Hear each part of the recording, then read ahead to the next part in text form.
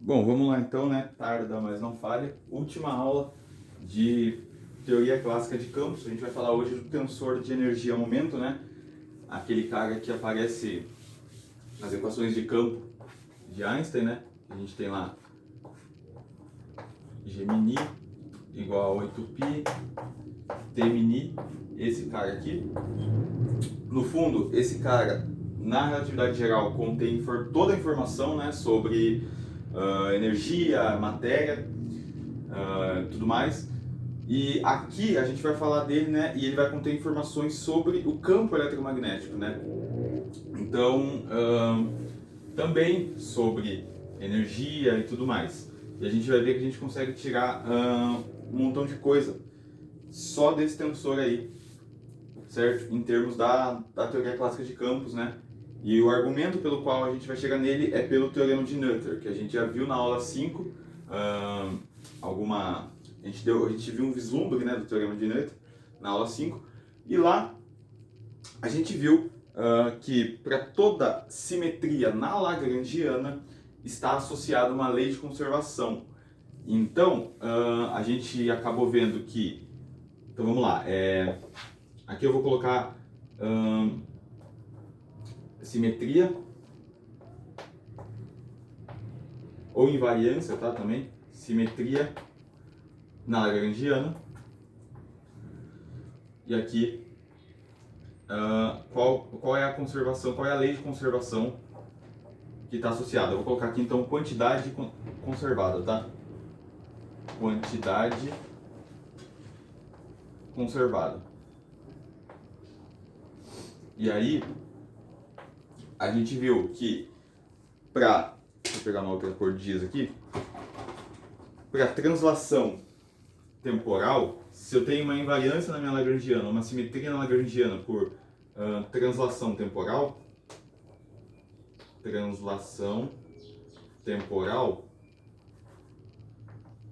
a quantidade conservada é a energia, tá?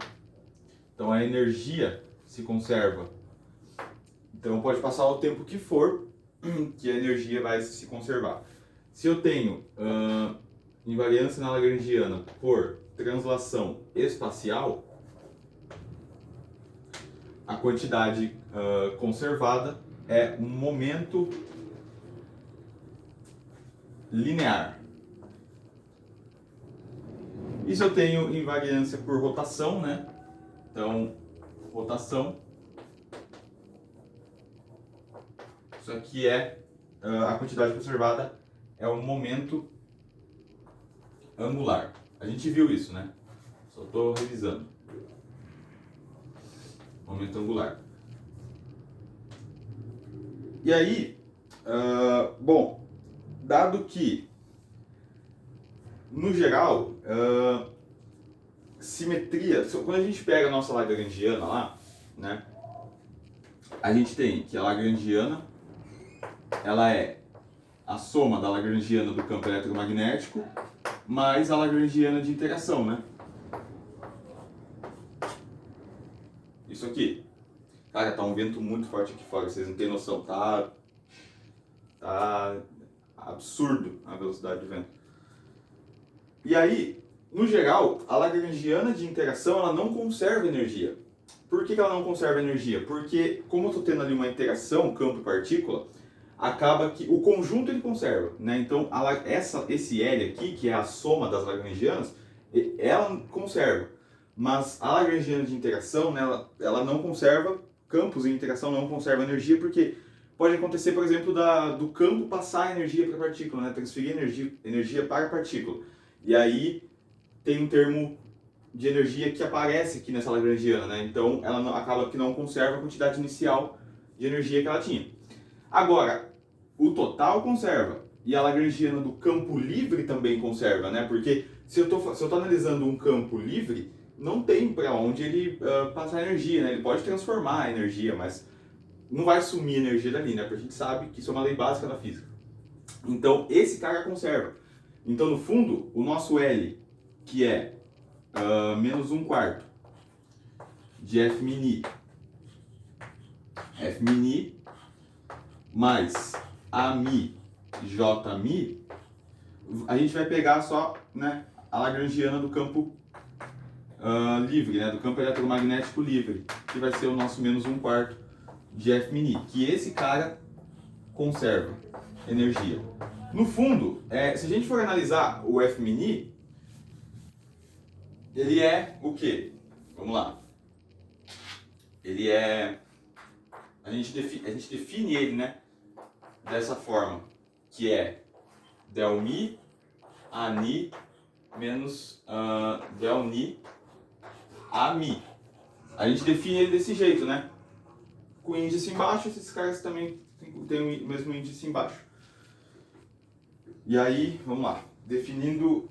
Então, ó, a minha lagrangiana, já que ela é dada em termos do F min, ela vai depender das derivadas do cara, né? Do nosso potencial, do nosso quadro vetor potencial. Então ela vai depender, no fundo, do del mi a ni. Ela também pode, eventualmente, né, depender do campo. Deixa eu aumentar isso aqui. Eu posso escrever ela assim, ó. Ela depende de ani e da derivada do campo. Tá bom? Veja, não tem independência espacial, né, nisso. Essa lagrangiana, no fundo, ela é invariante tanto por translação espacial e por translação temporal. Qual é a quantidade conservada que a gente deve obter? Energia-momento. Por isso que a gente chama esse cara de tensor energia-momento, entendeu? Então, justamente até nesse caso fica mais claro ainda, né? E o que isso significa? A lagrangiana ser invariante ali por translação espacial e temporal. Significa que se eu estou num ponto xmi, por exemplo, se eu vou de um xmi mais delta xmi, esse L não varia, tá? Ele continua o mesmo. Então, a gente tem que ter, né, conservado essas duas grandezas, momento, energia e momento, tá bom? Certo, dito isso, na aula passada, né, a gente viu a equação da continuidade lá, que a gente obteve por essa contração aqui, que dava a derivada temporal da densidade, né, mais J igual a zero. Isso aqui é a equação da continuidade, né? Então, a gente tem ali também uma quantidade conservada. Toda vez, para um termo arbitrário, toda vez, vamos pegar aqui um vetor Rn. Se eu faço essa contração e esse cara dá zero, então, esse cara aqui, se eu integrar ele, por exemplo, se eu fizer a integral de R0 da parte temporal dele, d3x, esse cara aqui vai dar zero, porque eu estou integrando no espaço, esse cara, estou integrando com relação ao espaço a parte temporal dele, né? A mesma coisa aqui, a gente sabe que se a gente fizer a integral da densidade, isso aqui também vai dar zero. Integral de ρ d3x dá zero. O ρ, no fundo, né, eu estou tomando a derivada temporal dele, a derivada espacial está no j. Tá legal? O ρ é como se fosse o nosso R0 aqui no caso, né? Ou o nosso J0 ali. E aí, bom, como a gente tem então a lagrangiana dado em termos desses caras aqui, a gente pode abrir ela em regra do produto, tá? É isso que, em regra da cadeia, desculpa. E é isso que a gente vai fazer. Tomar a derivada da lagrangiana. Deixa eu apagar aqui. E aí a gente vai fazer o seguinte, ó. Vamos lá. Vou escrever aqui mesmo, tá? Se não der espaço, a gente vai para lá depois, não tem problema nenhum, não. Então, se eu tomo a derivada da nossa lagrangiana, como que fica isso aqui, se eu abrir isso aqui em regra da cadeia? Eu tenho que tomar a derivada, né, desse primeiro argumento aqui, do primeiro cara. Então vamos lá. Vai ficar d-rom de L, d-rom de A lambda, né, eu sou meio obrigado a trocar o índice, eu já usei o índice ni aqui. Derivo com relação à dependência, né, então dni a lambda. Mais, agora eu vou tomar a derivada com relação ao segundo cara, tá? Então, mais d-rom de L del mi a lambda, e aí deriva a dependência. Derivar a dependência é tomar a derivada desse cara aqui. Então, del mi a lambda. Será que dá para ver bem aí? Vamos ver?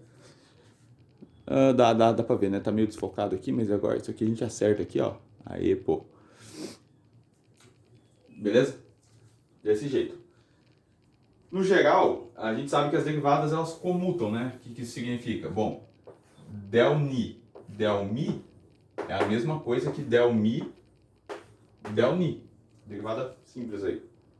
E é isso que eu vou fazer ali. Eu posso trocar a ordem daqueles caras. Então, pra gente não perder tempo, eu já vou trocar aqui, ó. Troca o índice aqui, é como a gente tivesse trocado a derivada aqui, né? Primeiro del mi, depois del ni. Tá bom? Por que eu estou fazendo isso? Bom, a gente pode olhar esse cara aqui como sendo... A gente já usou esse truque várias vezes, na verdade, né? A gente pode olhar esse cara, ver esse cara como sendo uma regra do produto, né? Isso daqui é primeiro vezes derivado do segundo. Você fala, não entendi, vou mostrar de novo. A gente usou umas 2 vezes esse truque ao longo do curso, eu acho, quando a gente estava variando a ação lá, né? Olha só, eu vou tomar a derivada do todo aqui. A derivada do todo seria del mi do quê? De todo mundo. De derrom de L com relação à derivada do campo, certo? Del ni a lambda. Isso aqui seria a derivada do todo, né? Então é todo mundo. Aí, como que eu faço para entrar com essa derivada aqui? Eu tenho que usar a regra do produto. Derivada do primeiro vezes o segundo, mais o primeiro vezes a derivada do segundo. Então isso aqui no fundo fica... Vou escrever aqui embaixo. Toma a derivada do primeiro. Isso aqui é del mi, derrom de L, del mi, a lambda, vezes o segundo. O segundo é esse cara aqui. Del ni a lambda. Aí agora eu mantenho o primeiro, né? Então, mais... Vou continuar aqui embaixo. Mais... o primeiro, né? Então, derrom de L, del mi a lambda, vezes a derivada do segundo. Quem que é a derivada do segundo seria eu aplicar essa derivada aqui, né?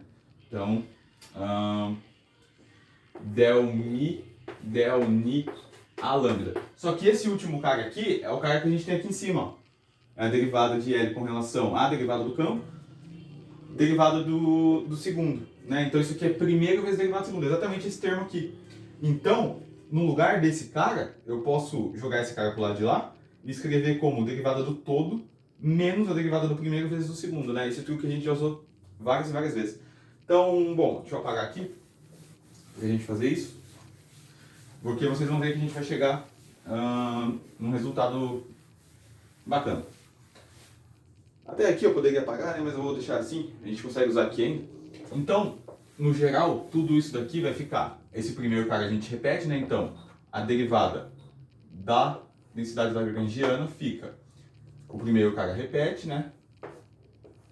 dA lambda, del ni a lambda. Aí aqui a gente tem mais. Ali a gente tem a derivada do... A gente tem o primeiro vezes a derivada do segundo. Então vamos colocar a derivada do todo, que seria a derivada de L com relação à derivada de A lambda, dA lambda. Isso aqui é a derivada do todo, né? Agora menos a derivada do primeiro vezes o segundo. Vou ter que continuar aqui embaixo. Menos a derivada... Menos o primeiro vezes a derivada do segundo, né? Não. Menos a derivada do primeiro, que é derrom de L, del mi a lambda, vezes o segundo, del ni a lambda. Beleza? Por que eu escrevi isso desse jeito? Por que a gente fez aquela troca lá? Porque se a gente olhar aqui, ó, o que é? Derrom de L com relação a uma coordenada aqui, né? Derivada da coordenada, menos a derivada desse cara. Isso daqui é a equação de Euler-Lagrange para campos, né? Que a gente sabe que no fundo esse cara é zero. Então, esse cara aqui, ó, derrom de... Aqui, ó, o primeiro termo, derrom de L, com relação del mi a lambda, del ni a lambda, menos esse último termo aqui, que é o del mi, derrom de L, del mi a lambda, Se a gente fatorar esse cara aqui, né? Porque esse cara aqui é igual. Eu posso até escrever desse jeito aqui, ó. Assim. Del ni a lambda. Aqui já era. Fechou. Então, del ni a lambda. Eu só fatorei esse termo aqui, né? A derivada do A. Porque ele tá tanto nesse quanto nesse. Mas aí quem que é esse cara todo aqui, inteiro? Isso aqui é a equação de Euler Lagrange. Quanto que ela vale? Ela vale zero. Então no fundo a gente fica só com a derivada do L, fica só esse termo do meio aqui. E agora sim, vamos apagar aqui para a gente poder reescrever. Para a gente poder escrever tudo, na verdade. Né? Eu vou até tirar essa separação que tem aqui. Então, por isso que a gente foi legal usar esse truque, né? Porque daí apareceu a equação de Euler Lagrange que ela é nula, né? Eu vou até apagar essa parte aqui. Depois, se a gente precisar, eu volto nela. Então a gente ficou com, vamos lá, a derivada da Lagrangiana, né? Ficou somente o cara do meio ali, né? Então, del mi, del rho de L, del mi a lambda, ficou só a derivada do todo, né? Del mi a lambda. Aí, reparem o seguinte, aqui eu tenho uma derivada com um índice e uma derivada com outro índice. Seria muito legal se eu tivesse uma derivada com os índices iguais, né? E para fazer isso, o que eu vou fazer é aplicar esse cara aqui, nele eu vou aplicar a delta de Kronecker, porque no fundo, a gente sabe que se eu tenho, aqui ó, delta, mi, ni, del mi, isso daqui é a métrica contrária com esse cara e coloco o ni, né? A gente já viu isso. Então, passa a ser a mesma coisa. Então, eu posso escrever isso aqui como delta de Kronecker, né? Delta mi, del mi de L igual a del mi de rho de L del mi a lambda del ni a lambda. Tá bom? Desse jeito. E agora eu tenho índices iguais aqui. E eu posso trazer esse cara para o lado de cá e fatorar essa derivada aqui, tá? Então, fatorar esse operador aqui, né? Então, vamos lá. Eu vou escrever isso aqui, ó. Del mi de rho de L del mi a lambda. Desculpem o barulho aí, é a única hora que eu tenho para gravar, tá bom, gente? Del mi a lambda menos esse cara. Delta mini e a Lagrangiana. Isso aqui é igual a zero. Tá bom? Esse cara que está aqui dentro do parênteses é o que a gente chama do tensor de energia-momento canônico. Ele é uma letra grega, θ, maiúscula. Né? Em livros de teoria de campo e tudo mais aparece ele. E a gente adota para ele o θ.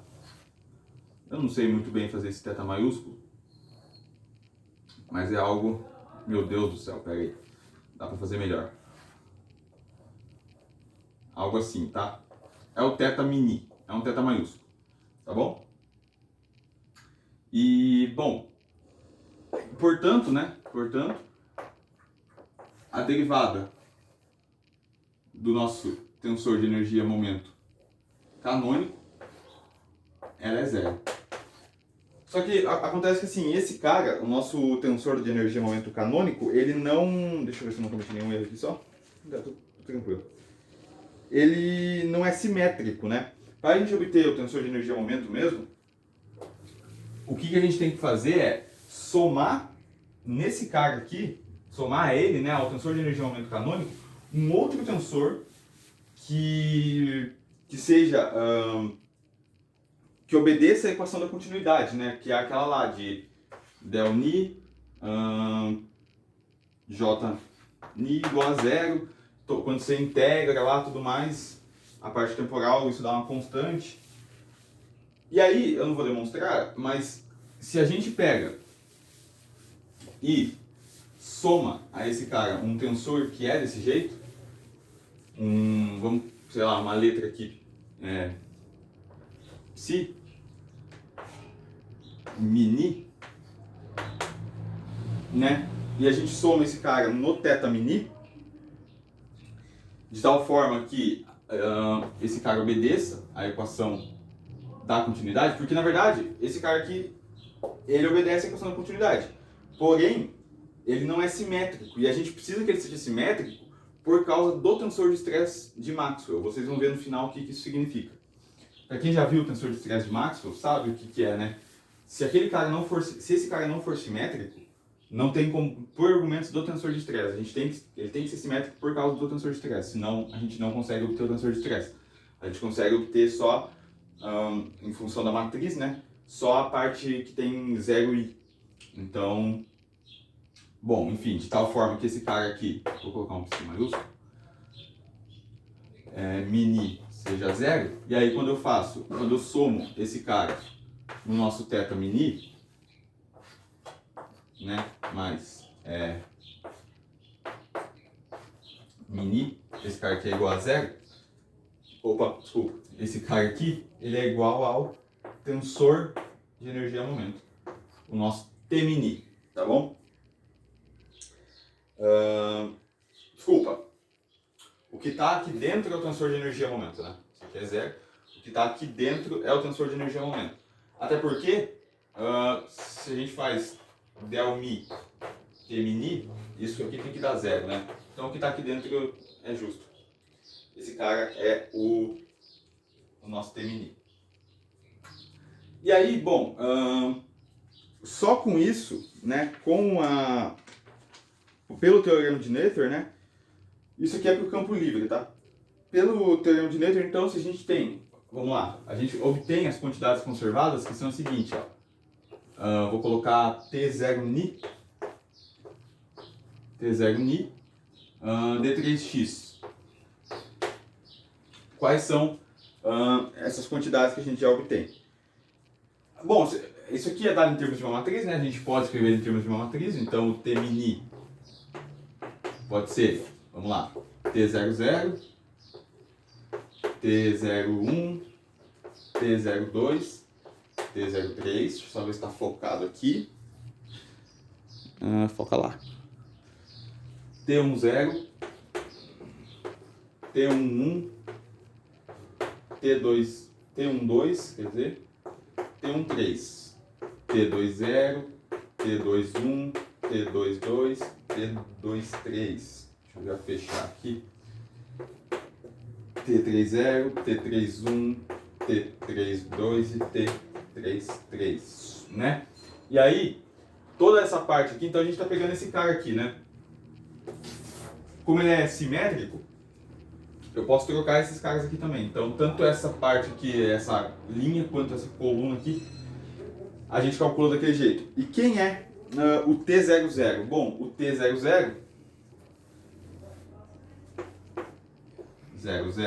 ele é menos 1/2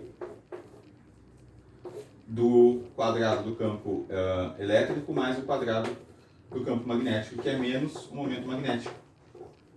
Eletromagnético, né? E aí, se você quiser, né, se você tiver, a gente está com o balanço de unidades, mas se você quiser, aqui tem um epsilon 0, aqui tem um sobre μ0, né? Então, esse é o nosso T00, é o primeiro cara aqui, ó. Já o T0i, vamos colocar aqui, ó. O T0i, ele vai, se você quiser, você pode fazer o cálculo, tá? Mas isso fica meio que óbvio, fica na cara quando a gente escreve. Ele é o tensor de Levi-Civita, né? Epsilon JK, EJ, BK. E aí, pelas operações que a gente já fez, você sabe como é que faz isso. E aí a gente vai obter todas as componentes, né? A componente X, a componente Y e a componente Z. Então, para o T0i, ou melhor, T01, vou colocar aqui, ó, T01, T02 e o T03. Para o T01, o que a gente obtém é Y, BZ menos EZ, BY, que é o que? A componente X, né? Para o T02, a gente obtém EX, BZ, EXBZ menos EZ, BX, que é a componente Y. E o último, obviamente, só falta a componente Z, né? Então a gente obtém é x é by, é x by, menos é y bx, que é a componente z, tá bom? Então, a gente obteve esse cara e esses caras aqui, né? As componentes x, y, z, x, y, z, tá bom? E o t e j, né? Que são os outros caras aqui do meio. O t e j, onde é que eu vou escrever isso? Vou escrever aqui, tá bom? O t e j nada mais é do que o tensor de Teresa de Maxwell. É por isso que a gente tem que simetrizar. Então, o t e j, ele é EI EJ menos 1 meio de delta IJ é ao quadrado mais, é mais, né? Mais BI BJ menos 1 meio de delta IJ B ao quadrado, tá bom? Que é o tensor de Teresa de Maxwell, certo? E aí, igual, se I for igual a J, então se eu estiver falando da coluna, se eu estiver falando da diagonal principal, quer dizer, eu vou ter um E quadrado menos, aí quando esses caras são iguais, o delta de Kronecker, ele é 1, né? E aí eu vou ter então menos E quadrado, que vai dar menos E ao quadrado, né? Aqui eu vou ter E ao quadrado menos 1 meio de E ao quadrado vai me dar menos E ao quadrado, aqui vai me dar menos B ao quadrado. Que vai, no fundo vai dar E quadrado mais B quadrado, tá? E aqui, eu esqueci de falar uma coisa. Esse cara aqui, né, essas componentes, para quem já sabe, isso daqui, sim, é o produto vetorial do campo elétrico e campo magnético, que é o vetor de Poynting, tá? Então aqui, ó, é o vetor, é menos, né? Isso daqui é o vetor de Poynting, né? Então veja quanta informação guarda o tensor de energia-momento. A gente tem informação sobre, agora, né, todas as componentes dele. E, bom, é isso. A gente, é claro, o assunto ele vai muito mais a fundo, tá, gente? Quando a gente quer... A gente pode escrever relatividade geral com teoria clássica de campos, né? Variando lá, aparece aquela raiz de menos g que todo mundo conhece, né? No meio do caminho. Que não sei se todo mundo conhece, mas ela é muito famosa quando a gente está escrevendo a teoria da relatividade em termos da teoria de campos. E, bom, eu quero fazer isso um dia, mas para a gente falar de teoria da relatividade geral, descrever, fazer uma descrição da relatividade em cima da teoria de campos, a gente precisa primeiro estudar a relatividade geral, né, da forma simples, vamos dizer, da forma convencional, né? E, bom, eu pretendo sim trazer, tá, curso de relatividade geral aqui, toda a matemática, toda a matemática envolvida por trás, as ideias, os conceitos, né? E algumas coisas já foram faladas, como o tensor métrico e tudo mais, mas tem muito mais coisa. Até porque o tensor métrico, na verdade, ele é um argumento, ele é um tensor fundamental para a relatividade especial já, né? Então, para falar de relatividade especial, como foi o caso que a gente teve que fazer, a gente teve que falar do tensor métrico. Mas a gente teria que falar de tensor de Hit, tensor de Riemann, né? E muitos outros assuntos. Terminado isso daqui, eu pretendo trazer eletromagnetismo mais pra frente, tá? Um curso de eletromagnetismo e física nuclear também, que é um assunto que eu acho muito legal, cara. Eu acho muito bacana. E também voltar a trazer os vídeos de aulas básicas de ensino médio, né? Esfriar um pouco as coisas, que esse curso aqui foi realmente maciço, cara. Então, bom, foram várias folhas de anotação que eu fiz para fazer tudo isso. Eu espero que vocês tenham gostado de verdade, entendido, tá bom?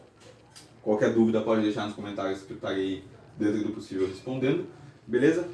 E, bom, é isso aí então, até uma futura aula. Valeu, falou e fui!